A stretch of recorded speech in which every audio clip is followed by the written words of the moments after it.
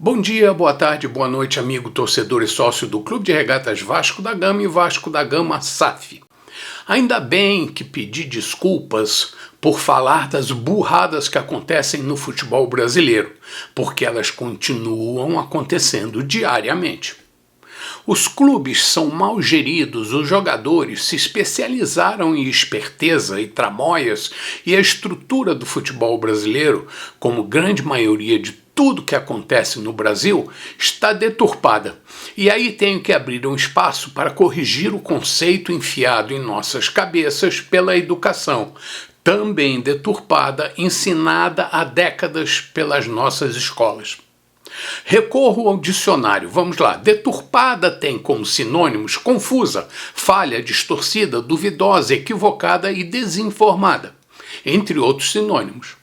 Até aí não existe nenhum crime, só estou dizendo que, na minha opinião, repito, é minha opinião, que ainda não é um crime, só estou dando meu ponto de vista dizendo que acredito que a estrutura do futebol brasileiro vem sendo deturpada há muito tempo, com o objetivo de manter no poder certo tipo de manipuladores que, usando o peso do futebol, vem ganhando muito dinheiro nas costas da sociedade brasileira. E nem preciso dizer como. Todo mundo sabe que o futebol movimenta uma engrenagem trilionária em vários segmentos da nossa vida diária. Quem tem um pouco de cérebro, ainda não carcomido, sabe disso. No vídeo anterior, falo da decepção que nosso futebol tem me causado. E olha que pelo menos há 7 décadas de vida acompanho o futebol. E agora sou obrigado a falar de novo da incompetência dos árbitros e do VAR brasileiro por conta da atuação dos atores que são usados pela CBF para, teoricamente, regular o esporte. E não os acuso de venais, mesmo tendo às vezes dificuldade de crer em suas boas intenções e acreditando que os espertos jogadores brasileiros não ajudam muito. A cena que destaco aconteceu na terça-feira, durante o jogo do Vasco contra o Paysandu, precisamente no finalzinho do jogo. O Vasco fez o terceiro gol e, por ação do famigerado VAR brasileiro, porque lá fora não é assim, o gol foi invalidado por influência da chefe do VAR que induziu o árbitro a mudar sua marcação de campo. Foi uma coisa ridícula. Analisem a jogada e vejam se não houve uma deturpação de valores sobre o acontecido. A jogada iniciou de forma normal até o momento em que o jogador do Vasco e o defensor do time paraense começam a disputar espaço pelo domínio da bola. Até aí é tudo que se espera de um esporte onde o controle da bola é o principal objetivo da competição. De um lado, o atacante tenta chegar ao gol adversário e o defensor tenta impedi-lo de fazer. Nesta disputa, o choque entre os atletas é admissível, pois o futebol é um esporte de contato comum na disputa de espaço. Aí entra o que eu chamo de corrupção da linguagem ou educação, se preferir chamar assim. Na disputa pelo domínio da bola, ambos jogadores usam seus corpos para superar o adversário. E quando eu falo corpo, não elimino nenhuma parte dele, desde o fio de cabelo até a unha encravada do pé ou ponta da chuteira. Os braços e as pernas não podem ser descartados da jogada e da disputa, mas o uso deles deve ser feito de forma lícita. Assim, nenhum jogador deve usar seu corpo de forma a levar vantagem proibida. Por isso, usá-lo para se preservar fisicamente não deve ser considerado como irregular, a não ser que seu uso interfira na atuação lícita do adversário. Um jogador cair sobre o adversário não pode ser considerado falta, desde que a queda tenha sido natural numa disputa por espaço com o oponente ou provocada por ele. No caso da jogada citada, os dois jogadores vêm desde a intermediária lutando pela bola, sendo o jogador do Vasco buscando o gol adversário e o defensor tentando impedi-lo.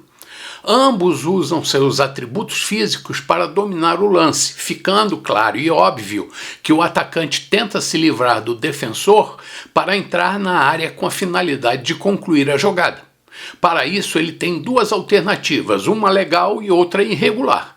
Burro seria se tentasse vencer o defensor cometendo falta. Por isso, tenta inicialmente ganhar à frente do adversário usando seus dotes físicos sem cometer irregularidade. Quanto ao defensor, forçado a correr para trás por estar protegendo sua baliza, tenta impedir o avanço do jogador do Vasco. E o que eu vejo na jogada? Simples. O atacante tenta vencer a disputa usando sua capacidade física e o fato de estar correndo para frente, sem cometer irregularidade, enquanto o oponente tenta, desde o início, interromper sua corrida de forma desleal, usando os braços para desequilibrar o adversário. Posteriormente, o atacante vascaíno, já dentro da área, tenta reagir à disputa física agarrando a camisa do adversário. E o VAR só vê o agarrão na camisa como falta, quando o ato do adversário agarrando o ombro do vascaíno aconteceu primeiramente e não foi considerado. Será que precisaria o atacante cair estatelado no chão para chamar a atenção da arbitragem? Mas por que ele faria isso se possuía a possibilidade de vencer a disputa e concluir a jogada com êxito? É por isso que na Europa, disputas por espaço, usando o corpo, não é considerado falta, e sim uma luta em que o melhor vence.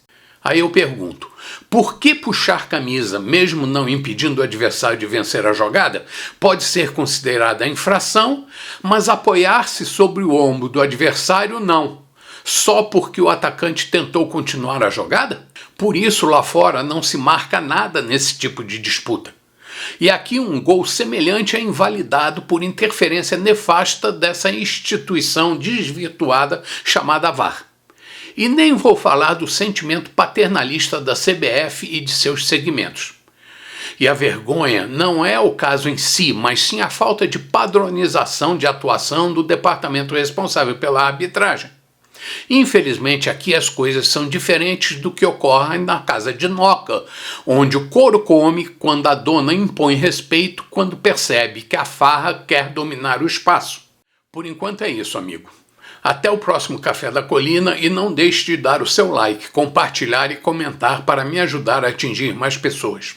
Estamos aqui toda terça e quinta às 7h30 da manhã. E se quer que fale de um assunto específico, me diga.